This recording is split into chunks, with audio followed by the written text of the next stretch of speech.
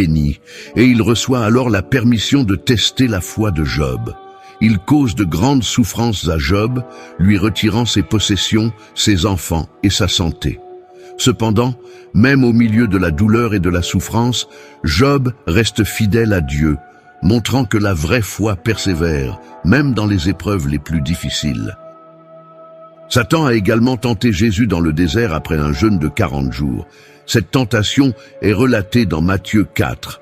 D'abord, Satan tente Jésus de transformer des pierres en pain pour apaiser sa faim, en disant « Si tu es le Fils de Dieu, ordonne que ces pierres deviennent des pains. » Jésus répond avec fermeté « Il est écrit, l'homme ne vivra pas de pain seulement, mais de toute parole qui sort de la bouche de Dieu. » Ici, Jésus nous montre l'importance de dépendre de la parole de Dieu au-dessus de nos besoins physiques. Ensuite, Satan emmène Jésus au sommet du temple et le défie de se jeter, citant les Écritures. « Si tu es le Fils de Dieu, jette-toi en bas, car il est écrit, il donnera des ordres à ses anges à ton sujet, et ils te porteront sur leurs mains, de peur que ton pied ne heurte une pierre. » Jésus répond de nouveau avec l'Écriture. Il est aussi écrit « Tu ne tenteras pas le Seigneur, ton Dieu. » Jésus nous enseigne que nous ne devons pas tester Dieu, mais faire confiance à sa protection et à ses soins. Enfin, Satan emmène Jésus sur une montagne très élevée et lui montre tous les royaumes du monde, les offrant à Jésus en échange de l'adoration. « Je te donnerai toutes ces choses, si tu te prosternes et m'adores. » Jésus rejette cette offre avec autorité. « Retire-toi, Satan, car il est écrit, tu adoreras le Seigneur, ton Dieu, et tu le serviras lui seul. » Ici, Jésus réaffirme que l'adoration appartient uniquement à Dieu et qu'aucun pouvoir ou richesse terrestre ne peut remplacer notre engagement envers le Créateur.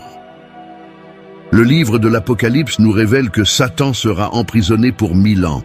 Dans l'Apocalypse chapitre 20, nous lisons « Puis je vis un ange descendre du ciel, ayant la clé de l'abîme et une grande chaîne dans sa main.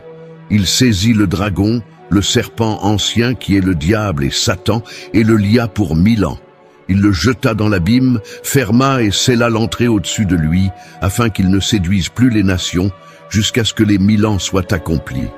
Après cela, il faut qu'il soit délié pour un peu de temps. » Cet emprisonnement de Satan représente une ère de paix et de justice sur la terre, où il ne pourra plus tromper les nations. Pendant ces 1000 ans, le royaume de Dieu sera pleinement établi, et la justice et la vérité prévaudront. Imaginez un temps où l'influence maléfique de Satan sera totalement contenue, permettant à l'humanité d'expérimenter la véritable paix et communion avec Dieu. Cependant, la prophétie ne s'arrête pas là. L'Apocalypse chapitre 20, à partir du verset 7, nous dit que « Quand les 1000 ans seront accomplis, Satan sera relâché de sa prison.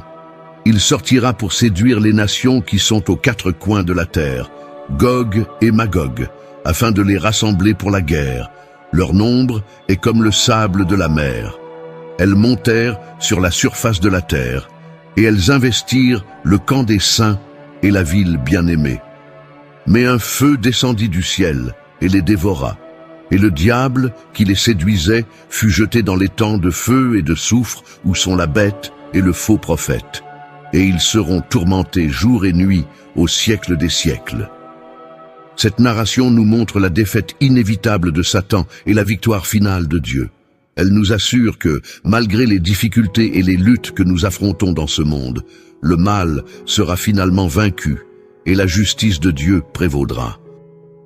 L'histoire de Lucifer, devenu Satan, commence avec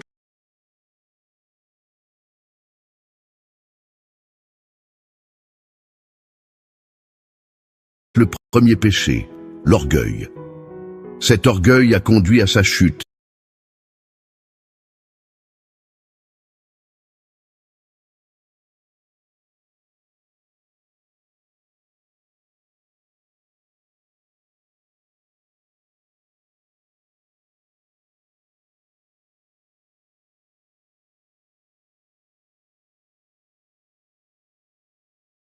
Et la Bible nous avertit